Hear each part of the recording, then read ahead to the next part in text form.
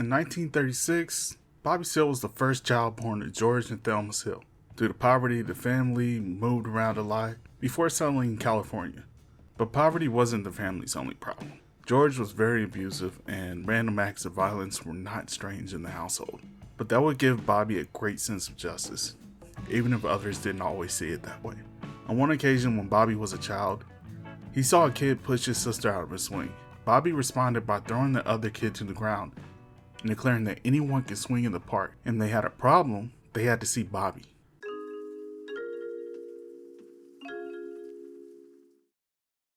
In 1955, Bobby dropped out of high school and chose to join the Air Force to escape his home. In the Air Force, he ran into trouble after 3 years. I was up for buck sergeant. Another white racist didn't like it, so he called me a black nigger in the shop one morning. And these were the days, you had no political perspective in terms of understanding your own history. It had not been taught to me. So naturally, I just picked up a piece of extrusion and started beating the hell out of this white boy. Naturally, I got busted, no stripes, and went to the stockade for 30 days. Come out, etc. Work back to secondary crew chief, corporal, and so on. But I couldn't stay in the Air Force then. In the meantime, I was learning how to be a jazz drummer at that time, the last 2 years. And finally, I got in an argument with a colonel over some other racism, and I got kicked out of the United States Air Force after 3 years, 11 months, and 11 days. Running into that racism. Out of the Air Force, Bobby drifted a little. He worked to finish his high school diploma at night school, and he still takes pride in his work as a sheet metal mechanic for aircrafts. But one thing that doesn't get mentioned much is that he also took some gigs as a jazz drummer and a stand-up comedian. Crazy enough, his autobiography credits his time as a comedian for teaching him some things. He writes, "That year, I worked as a comedian in 2 or 3 clubs around Oakland and at private parties. I think comedians know a hell of a lot. They know a lot of things that are oppressive and wrong." After getting his high school diploma, he attends Merritt College to study engineering and politics. But everyone doesn't know what they want to do when they get to college, even if they think they have an idea. I wanted to be an engineer when I went to college, but I got shifted right away since I became interested in American Black history and trying to solve some problems. It was in college that Bobby would first meet Huey P at a protest against the Cuban blockade held by the Afro-American Association. The two would bond over the fact that they felt the groups they were part of didn't do enough to help black people. For Bobby specifically, he was a member of the Revolutionary Action Movement. Despite the name, Bobby felt they had no action. He would describe the breakup like this: "I got very frustrated with those cats. I didn't think they were going to do anything, and I became very discouraged about being able to work with them. They had a lot of paranoid hang-ups, and they began to accuse me of things. They had so many bullcrap suspicions, I couldn't deal with them. And I broke loose from those cats. I got mad at them one night, busted down their door. All of them hid behind their damn beds. At that point, I couldn't deal with them anymore because they wouldn't defend themselves, even against one little old me. There were 4 or 5 of them in that pad, but they ran hiding. I just didn't respect them anymore." While Bobby and Huey knew each other and were in the same political circles, they had some differences that kept them from really working together. That was up until the death of Malcolm X and the Watts Uprising. The two would work together, formed the Seoul Students Advisory Council, and eventually the Black Panther Party for self-defense. But they would eventually drop the self-defense part of the name. I have a video going into detail for the Black Panthers, but for this video, I'd like to stick to just Bobby Seale. Forgive me if I skip your favorite parts, and feel free to check out that video. With the Black Panthers in full swing, Bobby had a habit of making the news. Never for any acts of violence, but because in his own words, he didn't, quote, "take no bullcrap." And 1968 was no different. History doesn't repeat itself, but it rhymes. In 1968, President Lyndon B. Johnson announced he would not seek re-election.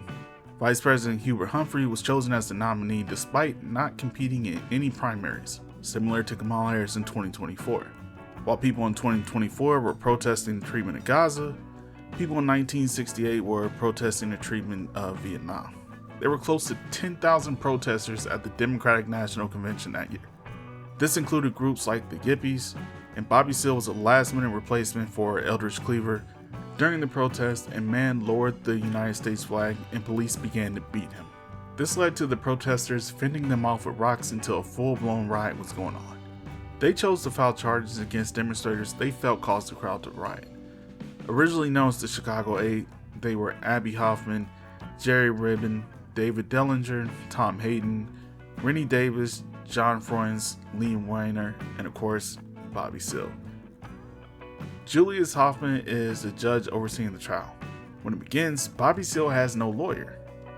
His lawyer, Charles Gary, who also defended Huey P. Newton during his murder trial, had emergency surgery and was unable to fly for the trial. Judge Hoffman refused to postpone the trial. Bobby requested William Kunstler to defend him. Kunstler frequently offered his services for free to members of the Black Panther Party, including Assata Shakur. Judge Hoffman says if he can make it on time, but he can't be there until the 30th of October, and Judge Hoffman refuses to wait. Bobby asks to defend himself. Judge Hoffman says nope. So the trial begins and Bobby has no lawyer, not even a public defender. He can't even defend himself. There is no defense team for Bobby. Bobby is in the courtroom going off as he should. He states, if I am consistently denied this right of legal defense counsel of my choice, who is effective by the judge of this court, then I can only see the judge as a blatant racist of the United States court. The judge is loving this. I don't know why, but he's getting a kick out of upsetting Bobby. On October 29th, Bobby tells him, if a witness is on the stand and testifies against me and I stand up and speak out in behalf of my right to have my lawyer and to defend myself and you deny me that, I have a right to make those requests. I have a right to make those demands of my constitutional rights. I have a constitutional right to speak. And you try to suppress my constitutional right to speak out in behalf of my constitutional rights, then I can only see you as a bigot, a racist, and a fascist. And I have said before and clearly indicated on the record. The judge orders Bobby to be bound, gagged, and tied to a chair. When the jury sees this, one of them actually bursts into tears. Others are visibly uncomfortable, but the judge doesn't care. When Kunstler arrives on the 30th, he sees Bobby bound and gagged. He states this is no longer a court of order. Your Honor, this is a medieval torture chamber. Bobby Seale gets a mistrial, but the judge gives him 4 years for contempt of court. But he's not the only one. Every other defendant gets anywhere from 2 months to 2 years for contempt despite being acquitted.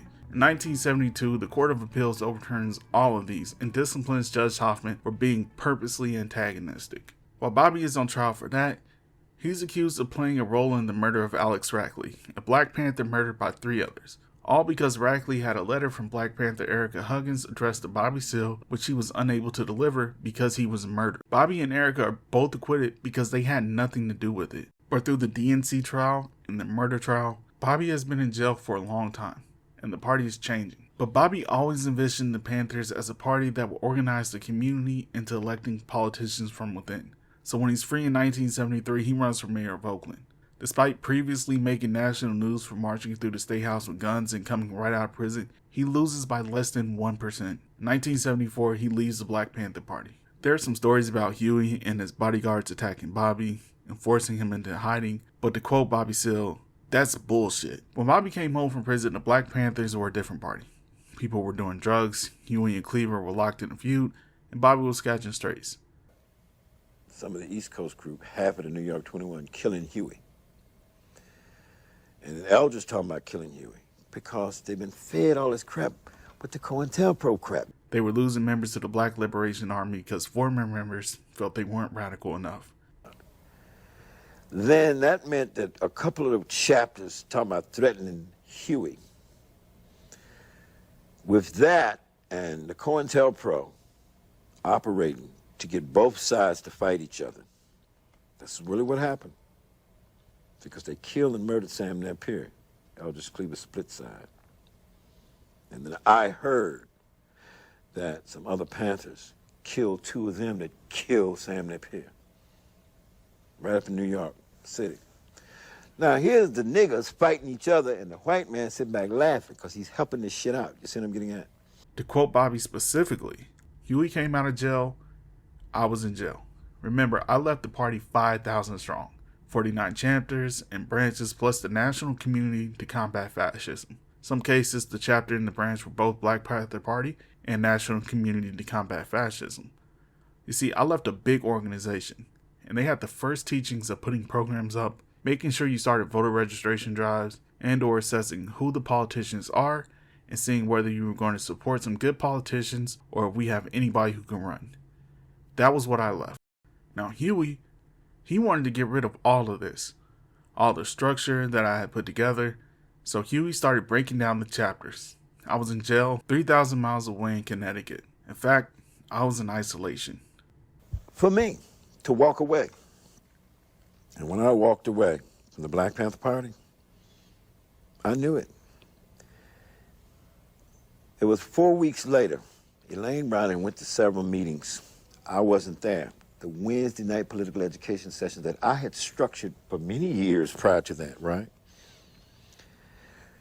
People started saying, well, where's the chairman? We ain't seen him in 2 weeks. Well, Bobby and Leslie, my wife, she's a member of the Black Panther Party, are on vacation.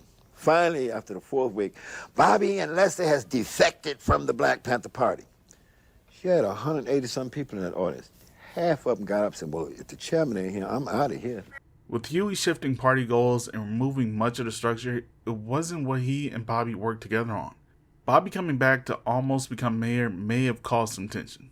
The party had been remodeled in Huey's vision alone, but that's what was destined to happen. When Huey was in jail, members of the party such as Kathleen Cleaver purposely organized around Huey to make him into something larger than life. When Bobby was in prison, they published some letters, but there were no free Bobby rallies. The only one really fighting for them was Donald Cox, and he called hell for members like Eldridge Cleaver because he was accepting money from white people to fund the campaign. They threw Bobby and Erica Huggins on some newspapers and said, free Bobby, free Erica, but that was it. It was almost like they completely forgot Bobby. At least that's how it looked to me. Stuart Ashby Jr. once said, the game has changed, so I've been forced into retirement. It's no different for Bobby. He no longer fit the party, so as co-founder, he left. Bobby has done other things such as write a cookbook called Barbecuing with Bobby Seale, but despite that, he's never stopped working as an activist.